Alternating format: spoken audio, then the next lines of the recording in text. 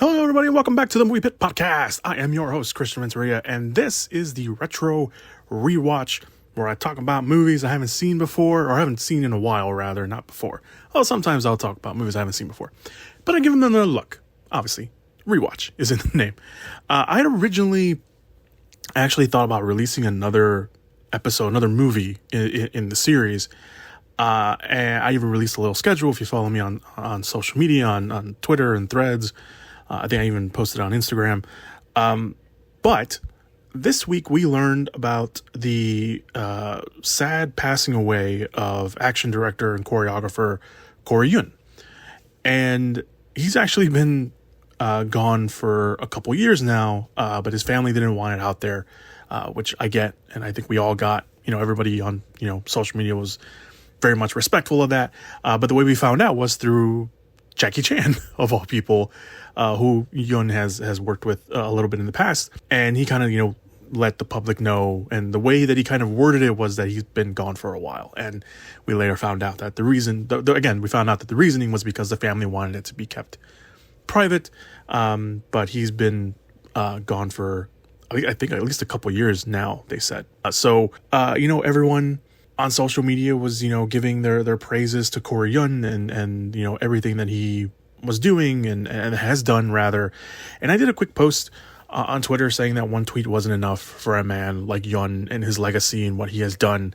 And I thought, let me adjust the schedule a little bit and talk about something that he's done, because we have all have seen something that he has done, that he has had his hands involved in at some point in our movie watching, whether we knew it or not. And there was a lot of movies I could have chose from. I originally wanted to do something else, but kind of the way, my schedule was, I was like, I couldn't watch something that was subtitled because I was like a little tired by the time I got home. So I ended up watching something that was related to a tweet that I saw. And the tweet was basically, the way it was kind of worded, it was like, oh man, like it hit me. It was like, oh, I never thought of that. And obviously from the title of this episode, I'm talking about The Transporter, and the person I'm talking about is Jason Statham. And we've already talked about Jason Statham in Death Race here on the Rewatch. So, Statham has a lot of movies that are, back then that are probably going to be another one that I visit with Jason Statham in this Rewatch series at some point. But that tweet basically said that it was because of Yuen and his work on The Transporter with Jason Statham that it made him the action star that we know today. And that is pretty true, considering Statham's movies before and after The Transporter. Because before The Transporter, which came out in 2002, by the way, Statham was mainly known as the supporting role guy. And obviously you got to start with Guy Ritchie in Lock, Stock, and Two Smoking Barrels and Snatch, John Carpenter's Ghost of Mars, and James Wong's The One, which reportedly got him the role of the Transporter because they saw him in The One and they were like, we want that guy. That's the guy we want. He was also in a smaller movie called Mean Machine the year before this came out as well. But The Transporter was Statham's first leading role. In fact, his second leading role that he had done that was released was the sequel for The Transporter, which came out in 2005. And then obviously a little bit after that, he was still kind of doing just, small supporting roles here and there. But after really The Transporter and The Transporter 2, he started taking on lead roles in movies. Obviously, Death Race was, one that we already talked about. But before I get to the movie, which won't be that much really of a long talk. I mean, this rewatch series is going through, a lot of changes in a lot of different ways. I'm experimenting with how we do it. But this one's really, kind of just, it's going to kind of be a quick little thing because I just wanted to do something, in support of Corey Yuen and his career and everything like that. But I want to talk about the behind the scenes people. Obviously, Yuen being one of them, because there's a weird thing that depends on where you saw this movie. Because in America, and even on American posters, and I think maybe even in some other countries, but, we're in America, or I'm in America, at least. Yuen is shown as the main director and action director.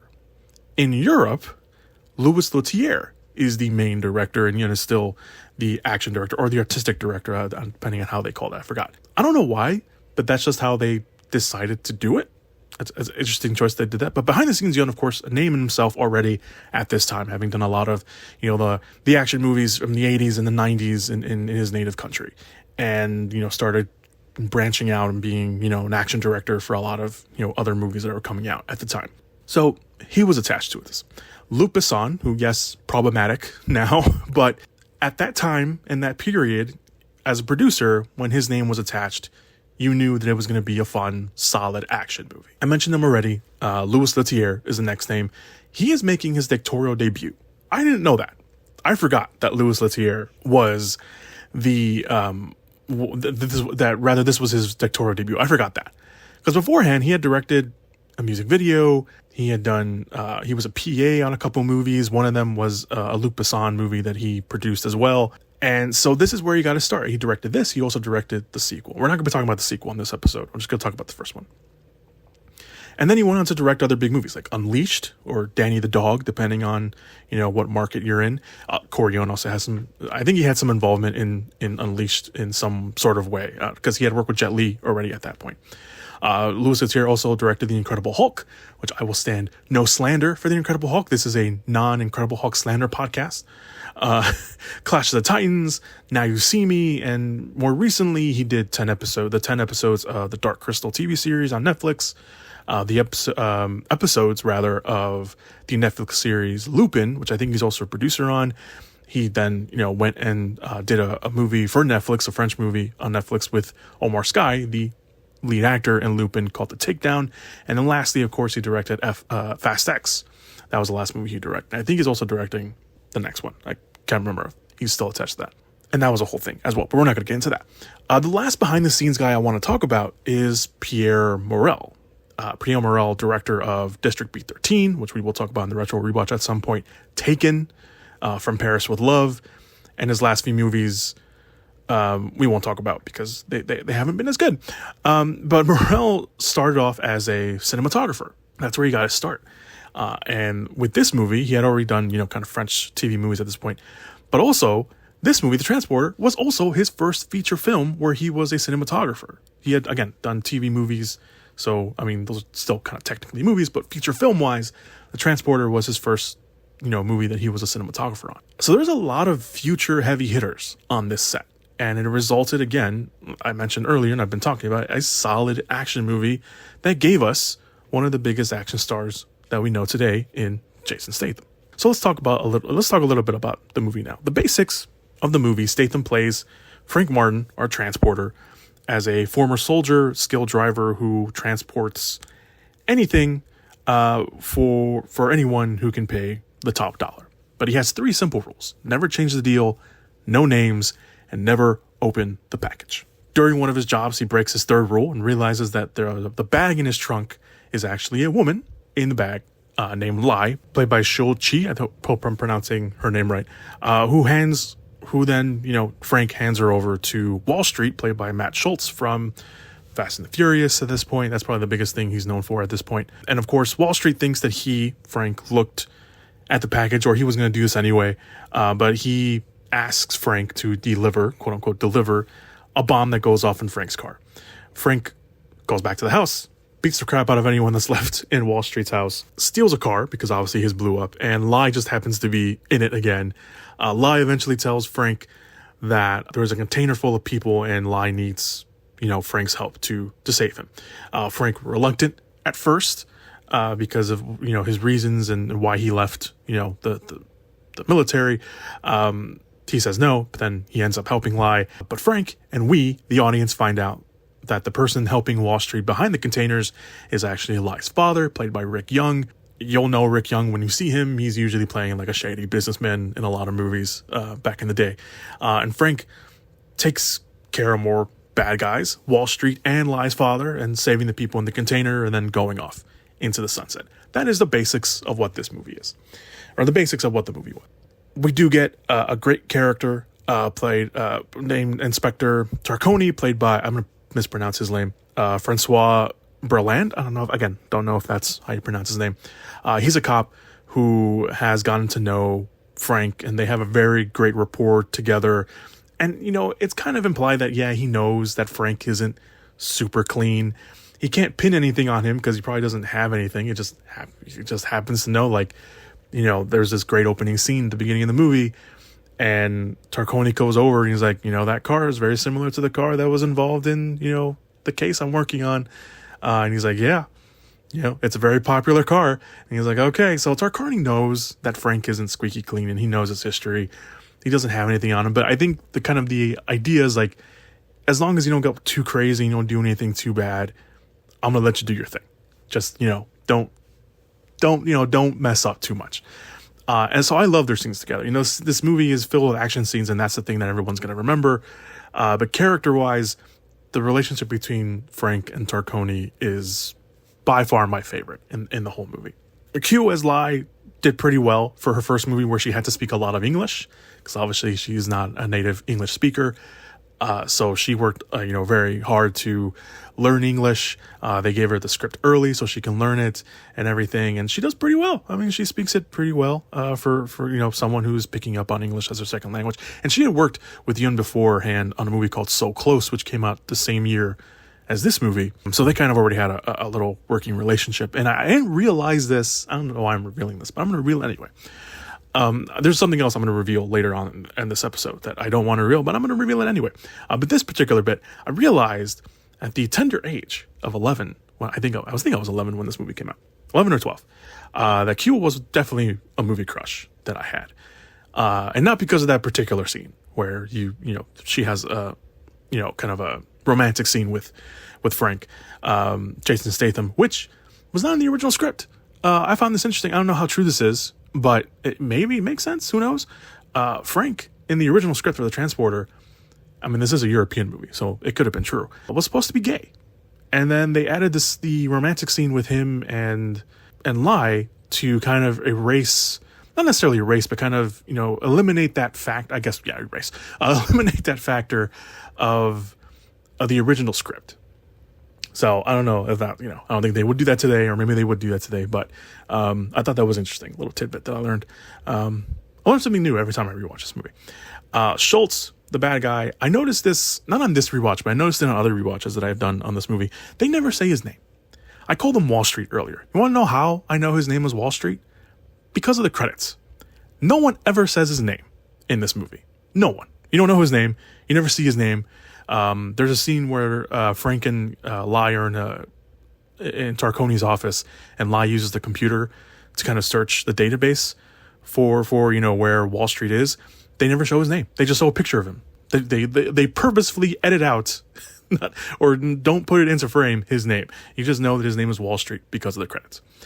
But he's a very generic villain. He's not an overly great villain. He's not like the crazy villain, like in Transporter 2 or, the much not very good Transporter 3. I will never talk about Transporter 3 because it's not good. Or even the remake they did. I think it's called Refueled. That's also, I don't even remember anything about that movie. I honestly, though, I was doing like research for this, and I was like looking up the Transporter Refueled, and I remember certain parts of it, but I was like, I don't remember anything about that movie. None. If you told me like, hey, you got to talk about Transporter Refueled, I couldn't tell you anything about that movie. But yeah, he just plays a generic kind of bad guy. He plays him kind of grimy because that's kind of what Matt Schultz was kind of known for at that time. But yeah, that's pretty much it for him. But this is, of course, the Jason Statham show. The point is to make him the focus and to be a showcase for what he can do. Statham reportedly did a good chunk of his own stunts, which I'm sure Yun would have probably wanted him to do anyway. The highlight for many in terms of fight scenes, especially for me, and this is probably my favorite fight scene from the movie, is the big final fight that we have, like the real, like actual final fight, which is at the bus depot where Frank pours oil, quote unquote oil, all over himself, shirtless, of course, because he loses his shirt at one point, for all the ladies out there, which according to Statham, the oil, rather, not him being shirtless, but the oil was actually molasses. So I don't know how they got all that done. I'm pretty sure they probably watered it down, probably. But yeah, I mean, obviously they watered it down because it was supposed to be oil, and molasses obviously moves very slow. But yeah, that's fight scene. Even now, looking back, and I was like, that was just to have Statham shirtless for everyone to look at him. The score, though, I want to talk about the score because I always end up talking about the score on these rewatches. But early scores, really, really good. Early 90s scores, they're pretty good. I guess this is 2000s. So they were still doing decent scores back then. But the score for this, especially the whole fight sequence, which technically starts when Frank is still at the container yard in the movie, and then he kind of moves over to the bus depot. That always stuck in my head. That is something that has been in my head for years. I always kind of randomly hum that. I don't know why it just pops in my head, but I just randomly do it. And it's done by Stanley Clarke, the score. And he had done, I think the biggest thing he had done at this point before the Transporter was Boys in the Hood. I think that was the kind of like the big score that he had done before this. Yeah, and I obviously done a bunch of other stuff, but I think that was like the big one that he had done, like the big movie anyway. But he, there's his score with this one. It's called Mission, in case you want to look it up on the soundtrack. But he, there's actual songs in here, like good needle drops in the song, or in the movie rather. And there's like musical tidbits from like a DJ. I think the other big fight scene that I like is the fight scene where Frank goes back into the house. And it's really cool because it starts off with like the bad guy looking through like the peephole door, and you just see Frank coming in, kicking the door down, and he just goes to town on these guys. That's probably my other kind of favorite fight scene or action scene in the movie. The other one, of course, is the chase scene at the beginning. That one's really cool too, and a lot of it is because of the score and the soundtrack that fits. And it's this movie, like I mentioned, it was filmed in France. It's a very European movie, obviously a very European crew, so it's obviously a very European movie, and you kind of get that.